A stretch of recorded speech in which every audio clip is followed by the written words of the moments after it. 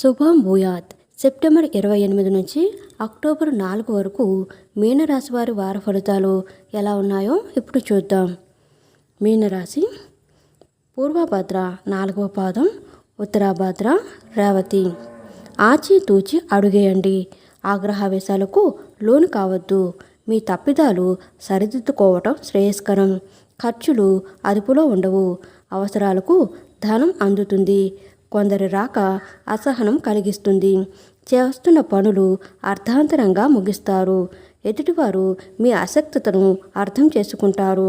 పత్రాల్లో సవరణలు సాధ్యపడతాయి. వివాహయత్నం తీవ్రంగా సాగిస్తారు. మీ సిఫార్సుతో ఒకరికి సదవకాశం కలుగుతుంది. చేపట్టిన పనులు కొంత నెమ్మదిస్తాయి. ఆర్థిక పరిస్థితి కొంతమేర మెరుగ్గా ఉంటుంది. ఉద్యోగ యత్నాలు ఫలిస్తాయి. ప్రముఖులు ఊహించని రీతిలో సహకరిస్తారు. భూములు, వాహనాలు కొనుగోలు చేస్తారు. వ్యాపారాలలో లాభాలు సంతృప్తినిస్తాయి. ఉద్యోగాలలో గందరగోళం నుంచి బయటపడతారు.